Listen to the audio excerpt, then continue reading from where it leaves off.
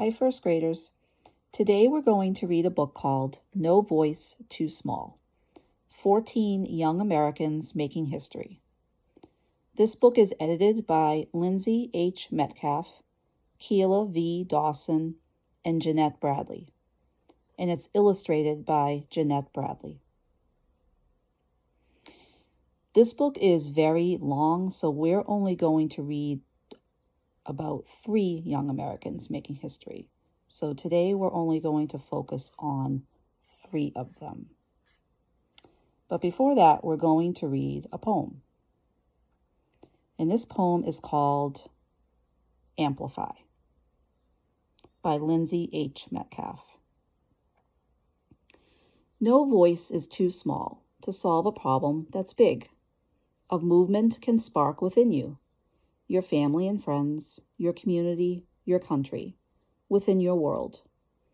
You see a struggle? Speak the truth for others to watch changes ripple forward. Ripple forward changes. Watch for others to speak the truth you see. A struggle within your world, your country, your community, your family and friends within you can spark a movement that's big. To solve a problem, no voice is too small. Okay, so the first young American that we're going to read about in this book is Noah Barnes. And this poem is called Marching for a Cure. So we're going to read the poem first and then learn more about Noah Barnes. Diabetes is insulin shots in public, finger pricks, blood tests. Enough, Noah Barnes decides. If there's a cure, I'll find it. He and Dad pack gear, GPS, snacks, sunscreen, meds. Marching like ants, they inch across the map, Key West to the opposite corner. Marble steps lead to governors, doctors, donors. He speaks. They promise to work as hard as his shoes. Then time for school on the road. War sites, Trail of Tears, tales of survival give hope. Rockies rise. Shins scream. Sugars drop. Cheese puffs revive. For John, through heat, rain, and pain. Kid versus disease. He builds his future by foot. 22 million feet on his coast-to-coast path. How many more till a cure? Okay, so here's some information about Noah. And you see he has a t-shirt on that says Noah's March. The year he turned 11, Noah Barnes wore through 11 pairs of shoes while crossing the entire country on foot. The purpose of Noah's March, his 4,240-mile trek from Key West, Florida to Washington State's border with Canada, was to inspire people to help cure his disease, type 1 diabetes. Noah and his dad walked about 20 miles a day, stopping along their route to talk with reporters, politicians, and locals about the challenges of living with childhood diabetes.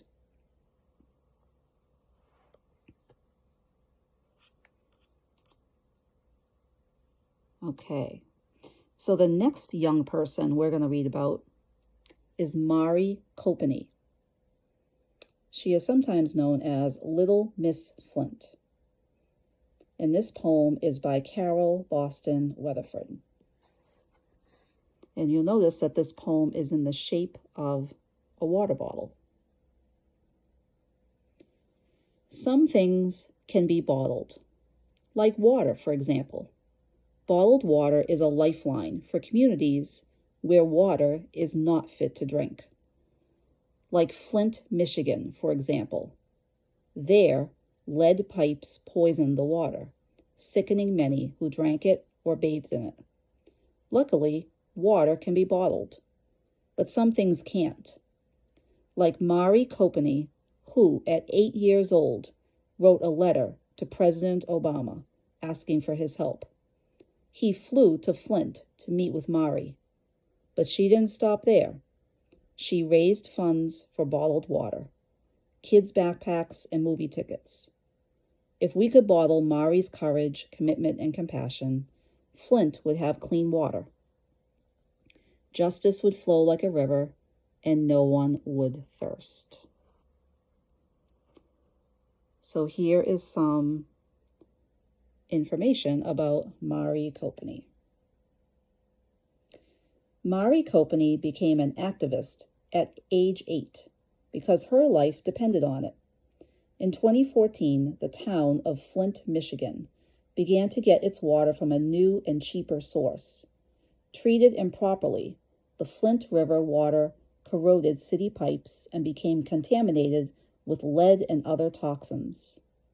The stinky brown water caused rashes and other sicknesses, and doctors warned that long-term exposure could lead to damages in children's brains, blood, digestive systems, kidneys, and more.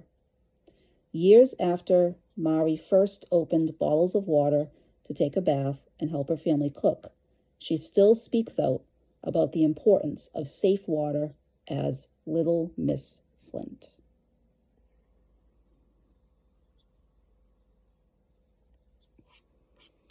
Okay, the next young person we're going to read about is Marley Diaz. And this poem is called Once, and the poem is by Nikki Grimes. Once a girl named Marley, hardly older than you, tired of tripping over the invisible spaces on her 5th grade reading list. Mysteriously missing were stories starring girls who looked like her. "What are you going to do about it?" asked her mom. The question swept her out to the sea of her own imagination. Riding the waves, she dreamed of schools with black girl stories stacked till they skimmed the sky. "Oh," thought Marley suddenly, "that's what I can do." Back she swam to the world of now, heart dancing to the rhythm of a new idea. She'd gather a mountain of books boasting characters as sun-drenched as she, for schools and libraries near and far. Little by little, Marley Diaz became a literacy star. Thousands of books later, her dream is still coming true. It's your turn now. Close your eyes. Dream a little. Imagine what you can do. And here is Marley Diaz. So let's read more about what she did. Marley Diaz loved to read and wanted more books featuring girls who looked like her. She thought other black girls deserved that too. So Marley launched the hashtag 1000 Black Girl Books social media campaign with the goal of collecting 1,000 books. In the first year, 8,000 books flooded into her school and to others around the world. Marley speaks all over the country and has a book of her own called Marley Diaz Gets It Done, and so can you.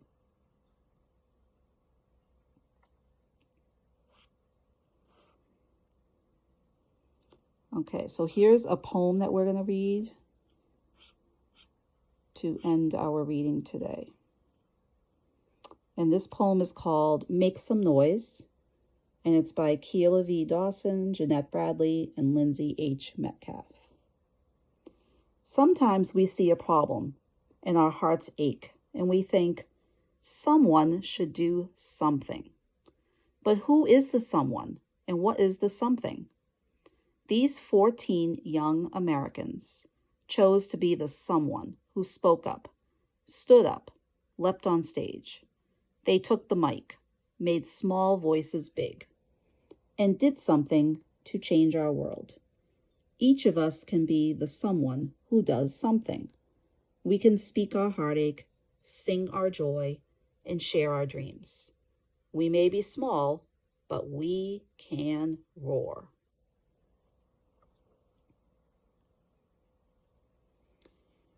Not sure how to start? Ask yourself, what is the problem? Why do I care? Why are things the way they are? Who has the power to make change? Who else cares about the issue? What adults or groups can support me? What do I want? When do I want it? Who am I to convince? And what's the best way to reach them? Okay, so if you want to read more about some of the young Americans we read about in that book, here are some websites. So if you want to read more about Mari Copeny, otherwise known as Little Miss Flint, you can go to maricopeny.com and you can read all about her. Okay, so that's maricopeny.com. If you want to learn more about Marley Diaz, you can go to her website, marleydiaz.com. And here are some of the books that she collected for schools. Books that have Black girls as main characters in the books. So you can read more about and learn more about what she did. And also Noah Barnes. I'm going to show you a short video of when Noah won an award for his march across America to bring awareness to the disease of diabetes. So let's watch about 1 minute of this video. On you a special title. It says, in recognition of Noah Barnes and his historic journey across America from Key West, Florida to Blaine, Washington, to bring a message of hope to the 30 million Americans who, like himself, have diabetes, and to champion an awakening within all of the urgent need to unite in the common interest to hasten the day when a cure is found. And in honor of his extraordinary determination, and as a testament to his selfless devotion to the well-being of others, it is hereby conferred upon him the honorary title of Chief of Police for the city of Blaine, Washington, with all the rights and the privileges thereto appertaining. By order of the Chief of Police and in witness thereof, the Honorable Mayor and the City Manager have set their hands and affixed the seal of the City of Blaine, Washington, this 9th day of December. Chief, I want to congratulate you very much.